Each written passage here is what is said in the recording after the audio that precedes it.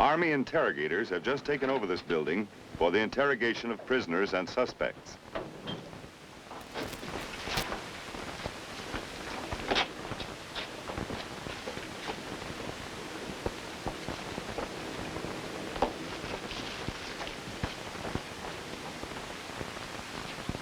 Following an initial contact with S2, a villager has been brought here to be interviewed.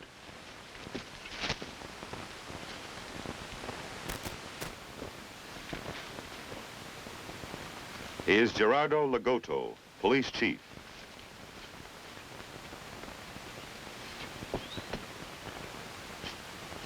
This man deserved to die. He was no good. A liar, a cheat. Oh, sure. He was the village chief. But did he care for his people? Ah, he took from their mouths, from the tables to give to the guerrillas. Goats, sheep, rice, medical supplies, money. How did he get shot? Guerrillas, or maybe an American bullet. Who knows? Shall we say a battle casualty? Well, how did you survive as police chief? I? Every day I was threatened. But these people are good.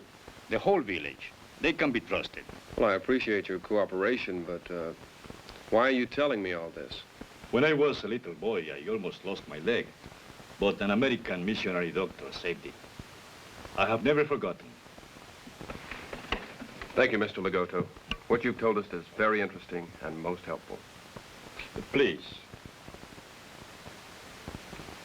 If there is anything I can do for you, just say the word. Ligoto limps, but he sees and hears well.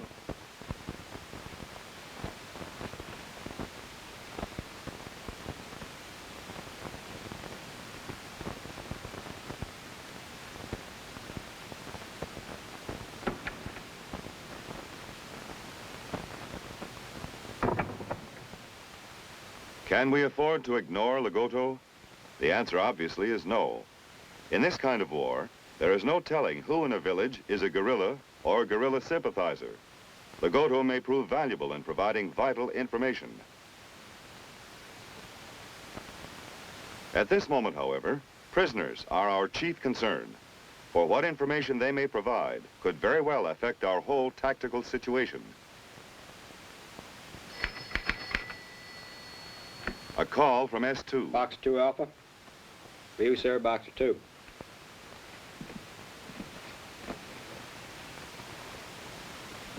Boxer 2, this is Boxer 2 Alpha. They're in the courtyard, sir. Anytime you say, sir. Yes, sir, I'll be right over. By capturing Dulaka, we've driven a wedge into the base of the peninsula. But guerrilla forces still occupy Rancombe and Lorat. Now, until we can neutralize those villages, we've got troubles. And one thing's for certain, we're in no position to attack, at least not until reinforcements arrive, and that'll take 6 hours. Now, in that time, several things could happen. Guerrillas could move in on us from either Lorat or Rancombe, or they could put the squeeze on us from both villages.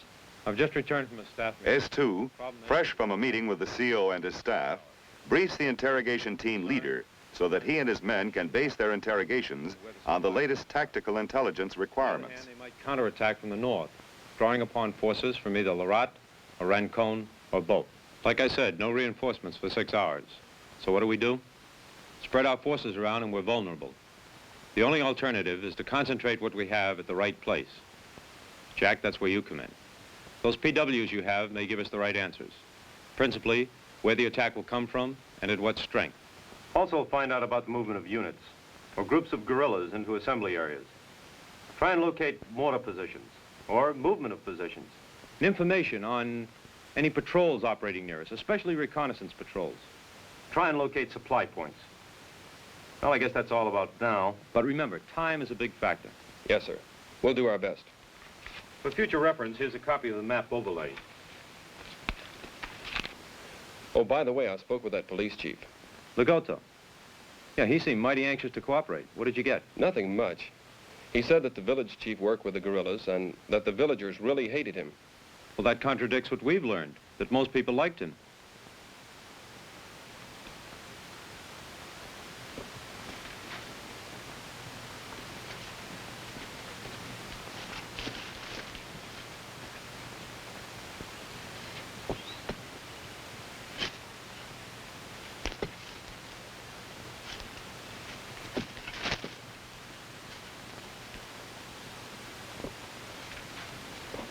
Interrogations start with a thorough examination of personal effects, the contents of a wallet, a diary, or a map.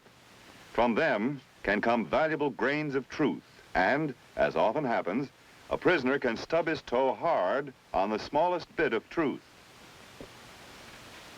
What largely determines the selection of the interrogation technique to be used is the subject himself, his temperament, mood, background, age. Take this group. This man is a picture of fear. This one, defiance.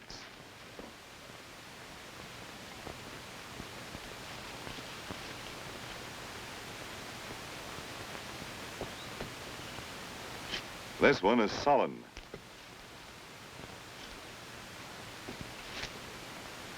This man, an officer, shows arrogance.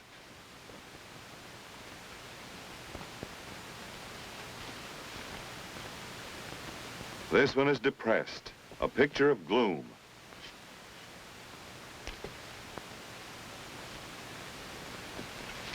The egotist, self-styled mental giant.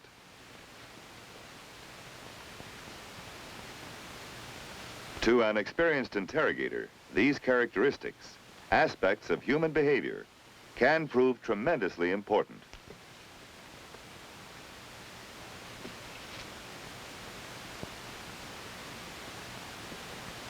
These characteristics are carefully noted, studied, and remembered to be used as tools in persuading prisoners and suspects to cooperate and reveal information.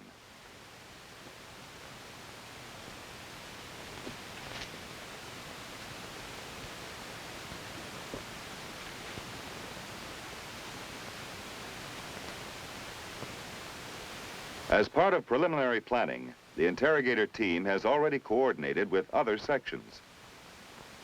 Order of battle has provided all available information on the insurgents in the area of operations.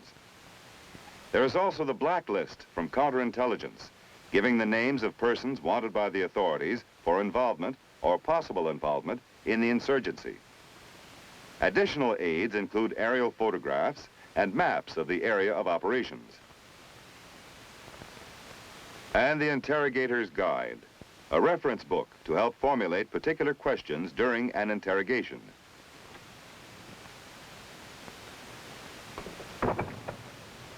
And now, a close study of the personal effects removed from the prisoners by the guards.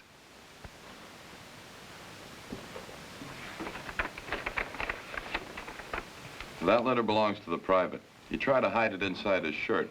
He's a pretty nervous guy, just a kid. Where was he found? At a fork in the road about half-mile outside the village. Show me.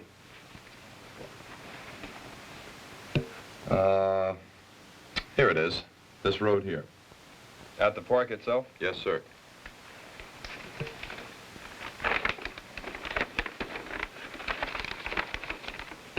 Who had this? The lieutenant. What's the matter? Oh, he's a cold fish, sir. Arrogant? Yes, sir, I guess that's it.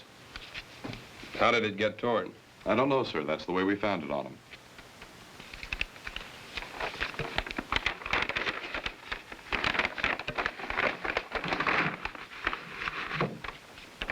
What about these? Demolition items, aren't they? Yes, sir. They belong to the sergeant. This wallet, too. A real humdinger, that sergeant. Real tough. At least he likes to give that impression. Sir, this... Preliminary planning. The entire team of interrogators must familiarize itself with the smallest detail prior to the interrogations. And now, the interrogations get underway. And the first subject is the young, frightened prisoner. Is it just chance that this man is the first one to be interrogated? No. The choice is deliberate.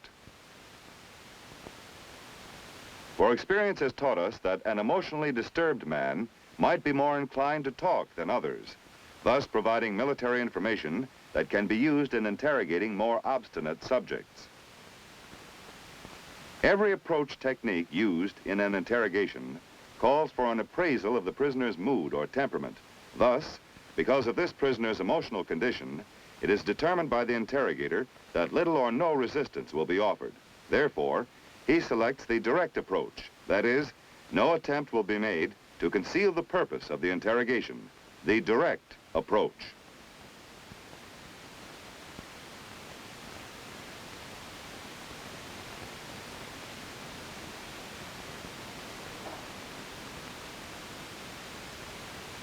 Can you read a map? Yes, sir. Where are you at this moment on the map? Show me.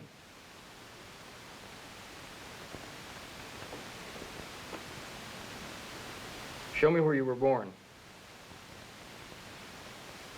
Here. In this fishing village. Capayas. Like fishing? Yeah. My father is a fisherman. I like fishing too, trout fishing. What do you catch there on the Gulf Coast? Swordfish. Barracuda. Did you work with your father? My father and my brother. Then your brother likes fishing too. No. Not much. I don't know anything.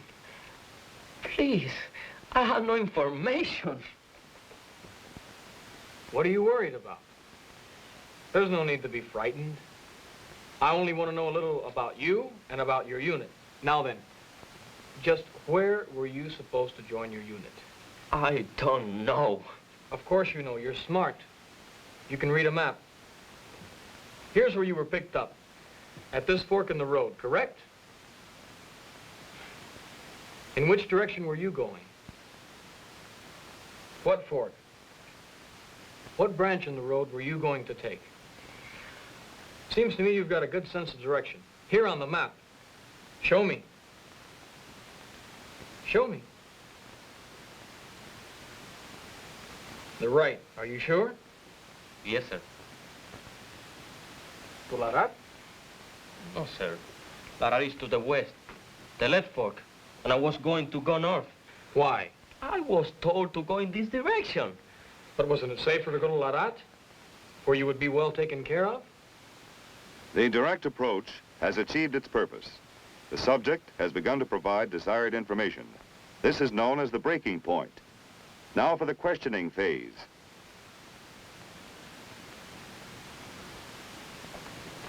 The letter taken from the subject by the guard. An old letter, apparently kept by the prisoner the way one keeps a cherished photograph. It has a disturbing effect, a reaction that does not elude the interrogator.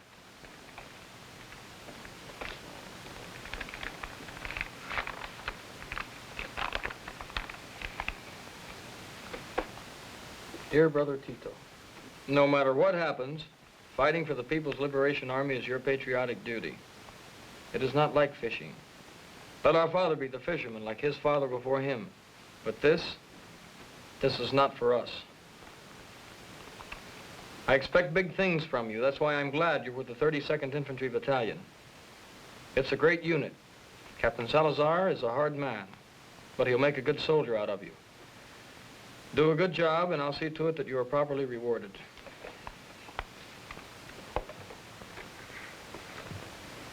Admire your brother, don't you? I had an older brother in the Army. He was killed. Admired him very much. Lots of courage. You like Captain Salazar? No. I mean... Don't worry. No one will know about the letter. Neither your brother nor Captain Salazar. Where's Salazar now? I don't know. Where's the 32nd Infantry Battalion? Show me on the map. I do not know. Were you ordered to go north? Yes, sir. Are you sure of that? Yes, sir. Is that where the 32nd Infantry Battalion went? I do not know. Show me again which fork in the road you were going to take. And that's where you were ordered to go? Yes, sir. But the 32nd was to go east. No, no. I mean, I do not know. I do not know. I do not know. By repeating questions, a good technique, the interrogator causes the subject to blunder into the truth, bearing out the maxim that it is easier to remember a truth than a lie. And now, the termination phase, that part of every interrogation that must leave the door open for further questioning, ending, if possible, on a friendly note. That'll be all for now. You've been very cooperative. If you think of anything else or find that what you've told me is not correct, or you want to correct any of your statements, just notify the guard. You'll get in touch with me and you and I can have another talk. Okay? Yes, sir.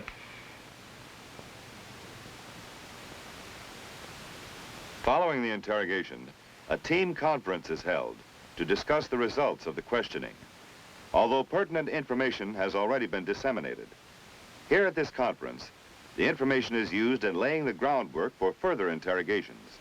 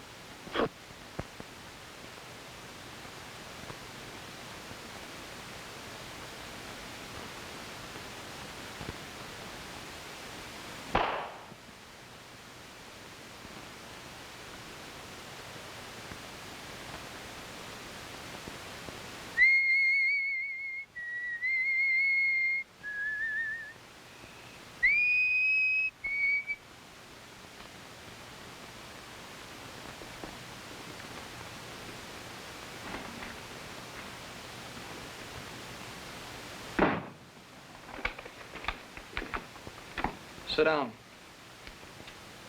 I said sit down.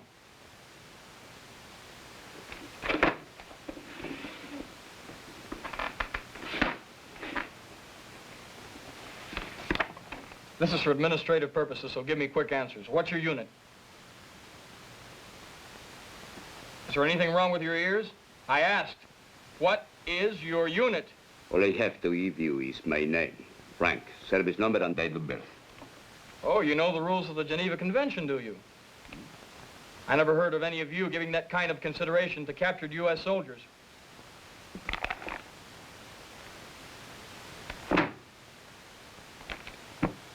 Let's have the wallet. Are you deaf or something? I asked, let's have the wallet.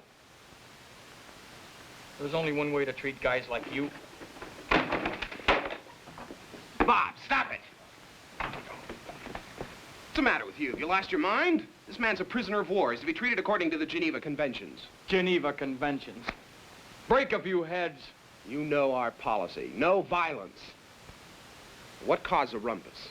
He stole the wallet off the table. Who does it belong to? It is mine, sir. It was taken away from me by the guard.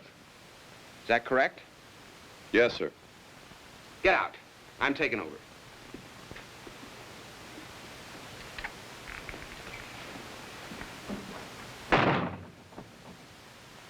Guard, let me have some coffee. You like coffee? Yes, yes, sir. Make it 2. The threat and rescue technique of interrogation, commonly known as the Mutt and Jeff. By belittling the first interrogator, the second interrogator can create a bond between himself and the prisoner. The object is to make the prisoner feel so grateful that he will cooperate rather than be subjected to harsh treatment. It calls for careful handling, subtlety.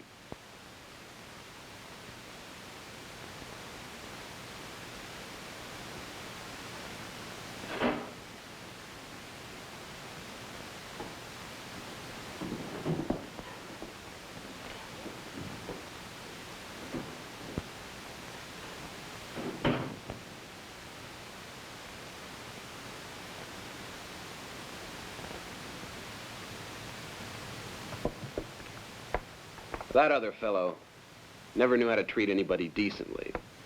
Sure, break a few heads. Now then, let's forget about all that. This report. I don't have much time, so let's get it over with.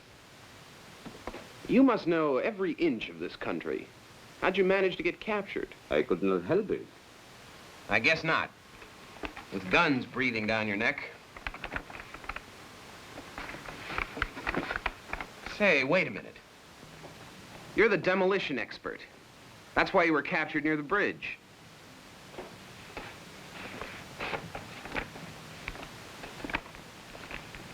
This one, just south of the village. We found it primed and ready to be blown up. Keep us from crossing it. Actually, we didn't need the bridge since we came by chopper. You did a good job, though. Where'd you learn about demolition? They told me. They? The 36th. Relax. I know all about the 32nd Infantry Battalion. Captain Salazar's unit. You know Captain Salazar? Who doesn't? Life to him is cheap. That's why you were left behind. So easy for Salazar to say, you stay behind and blow up the bridge. Stay behind and get killed, while I escape to the north. Suppose you were set free. Would you go back to Salazar? I would fight for the People's Liberation Army. That isn't what I asked you. I said, would you go back to Salazar after having failed in your mission? Captain Salazar did not want me to die. Again, the prisoner begins to show his unwillingness to cooperate. To neutralize this opposition, the interrogator must be ready to change his technique. More what I can. Excuse me, sir. I can see I'm wasting my time. I've got more important things to do. I'll send the other man in, perhaps. No.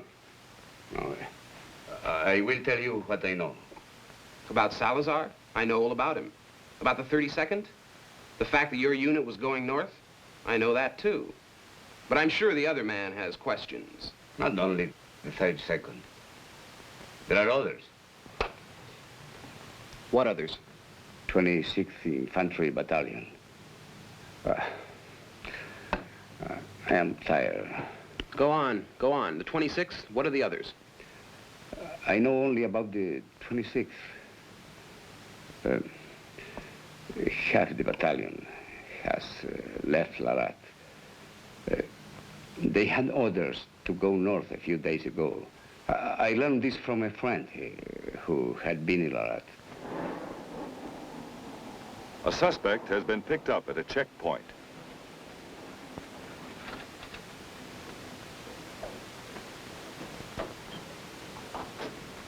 Sergeant! Why has this man been picked up? What has he done? Armed with a rifle. Does that mean he's been helping the guerrillas? I don't know that, sir. As I said... Civilians are my responsibility. I will take care of this man. If he has done anything wrong, I will see to it he's properly punished. You better tell that to the interrogation officer, sir. But this is understood. I am the police chief. Sorry, sir. I have my orders.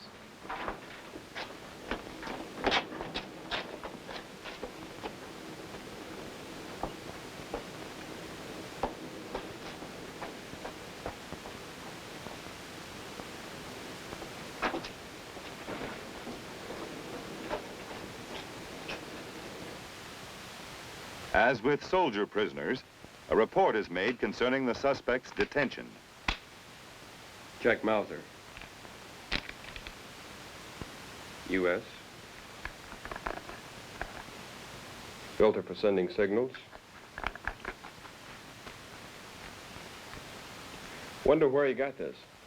I don't know, sir. We found both the flashlight and the rifle under a pile of hay in his wagon. Oh, sir, that police chief. Legoto? Yes, sir. Says he has authority over civilians and wanted to take the farmer into custody. And you refused, of course. Yes, sir. Anything else? No, sir. Thank you, Sergeant.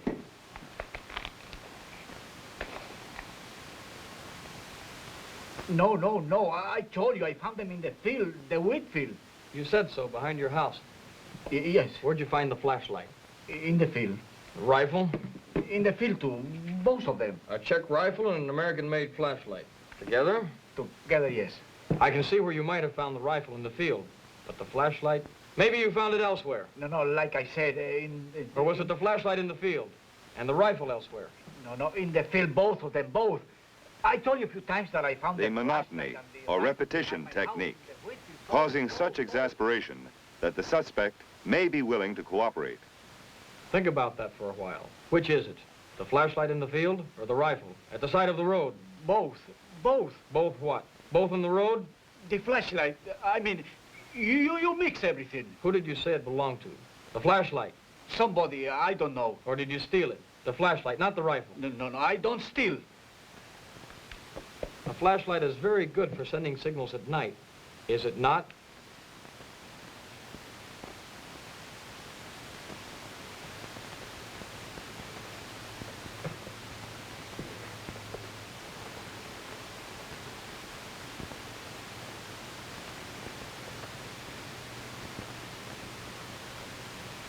I have lived here all my life.